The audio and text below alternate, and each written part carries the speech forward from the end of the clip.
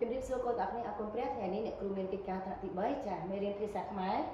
ចឹងមេរៀនថ្ងៃនេះមេរៀនទី21សើគំរូចាសប្តាហ៍មុនកូនបានអានអំណានជាមួយអ្នកគ្រូរួចហើយតាក់ទងជាមួយនឹងសើគំរូចាចឹងសើគំរូនៅក្នុងមេរៀនមួយនេះគឺជាសុធាចាសុធាជាសិស្សរៀនពូកែគាត់ជាប់ចំណាត់ថ្នាក់ល្អជារៀលខែហើយគាត់ជាសិស្សដែលគោរពវិន័យសាលាបានល្អគោរពចាស់ទុំលោកគ្រូអ្នកគ្រូមិនថានៅផ្ទះនៅសាលារៀនឬនៅតាមទីសាធារណៈចាចឹងថ្ងៃនេះអ្នកគ្រូលើកយកចំណុចថ្មីមួយទៀតគឺចំណុចកចារយៈពីបញ្យលពាក្យចឹងបញ្យលពាក្យរបស់យើងថ្ងៃនេះមានចំនួន4ពាក្យចាពាក្យទី1វិន័យពាក្យទី2មាយាទពាក្យទី3ទីសាធារណៈពាក្យទី4ក្រុមប្រឹក្សាកុមារចាអ្នកគ្រូសូមបញ្យលម្ដងមកពាក្យវិន័យថ្នាក់ពាក្យជានាមការដឹកនាំទៅរកផ្លូវល្អច្បាប់ប្រដៅឲ្យប្រព្រឹត្តត្រឹមត្រូវចាអញ្ចឹងកន្លែងនេះគឺគ្រប់ស្ថាប័នសាលាទាំងអស់ចាគឺតែមានចាការដឹកនាំសិស្សានុសិស្សទាំងអស់ចាទៅរកផ្លូវល្អ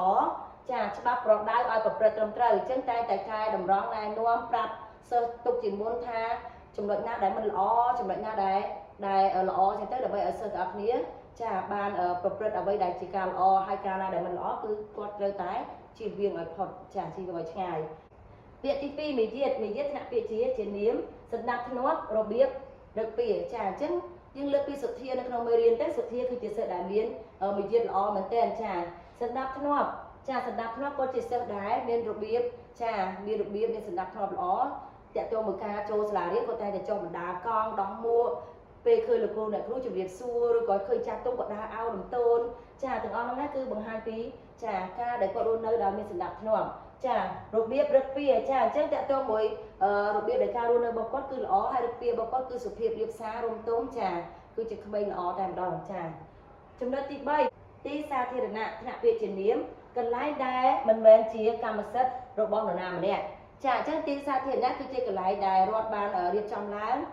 ដើម្បីឲ្យប្រជាជនខ្មែរទាំងអស់បានឧទាហរណ៍ដូចជាសាលារៀនគឺជាស្ថាប័នរដ្ឋចាគឺគ្រប់គ្នាអាចចុះឈ្មោះទៅរៀនបានចាប់ពីសិស្សថ្នាក់មត្តេយ្យថ្នាក់ទី1ទី2រហូតដល់ថ្នាក់អនុថ្នាក់វិទ្យាល័យចឹងទៅចារហូតដល់មានថ្នាក់សាកលវិទ្យាល័យទៀតចឹងទៅចាអញ្ចឹងគ្រប់សិស្សទាំងអស់គឺអាចចុះឈ្មោះទៅរៀនបានចាជារបស់រដ្ឋដែលរៀបចំសួនចាមានសួនកន្លែងដែលរដ្ឋរៀបចំឡើងមានសួនសម្រាប់ក្មេងលេងមានសួនដើរហាត់កីឡាមានសួនសម្រាប់ដាក់សម្ភារៈកីឡាមួយចំនួនឲ្យហាត់ប្រាណហ្នឹងចាជាងគឺជាទីសាធារណៈដូចគ្នាប្រជាជនខ្មែរទាំងអស់អាចទៅលេងនៅកន្លែងនោះបានប្រើប្រាស់សម្ភារៈដូចជាហាត់ប្រាណអីនៅកន្លែងហ្នឹងបានចារដ្ឋរៀបចំឡើងអញ្ចឹងសម្ភារៈទាំងអស់ហ្នឹងគឺមិនមែនជារបស់នរណាម្នាក់ទេជារបស់រដ្ឋដែលរៀបចំឲ្យយើងទាំងគ្នាប្រើទី4ចុងក្រោយក្រុមប្រឹក្សាកុមារថ្នាក់វិជ្ជានាមក្រុមកុមារដែលសាលារៀបចំឡើងសម្រាប់ជួយគ្រប់គ្រងនិងដឹកនាំកុមារនៅក្នុងសាលារៀនចាអញ្ចឹងយើងលើកពីសុធាដូចគ្នាសុធាជាសិស្សដែលគំរូល្អអញ្ចឹងលោកគ្រូអ្នកគ្រូបានលើកគាត់ឲ្យធ្វើជាប្រធានក្រុមប្រឹក្សាកុមារអញ្ចឹងគាត់ខ្លាចជាប្រធានក្រុមប្រឹក្សាកុមារជាការងារដែលគាត់ត្រូវធ្វើគឺជួយចាគ្រប់គ្រងនិងដឹកនាំកុមារនៅក្នុងសាលារៀនចាអញ្ចឹងគាត់ជាសិស្សដែលមានគំរូល្អអញ្ចឹងគឺក្មេងៗគឺគាត់ងាយនឹងមើលឃើញហើយយកគំរូតាមគាត់ទាំងគំរូនៃការខិតខំរៀនសូត្រទាំងការគោរពចាស់ទុំចាហើយមានផ្សេងជាច្រើនទៀតចឹងសង្ឃឹមថាមេរៀនថ្ងៃនេះនឹងជួយកូនបន្ថែមទៀតហើយកូនអាចទៅត្រឡប់មើលមេរៀននៅក្នុងសៀវភៅបន្ថែមទៀតបានសូមព្រះទានពរគុណជម្រាបលា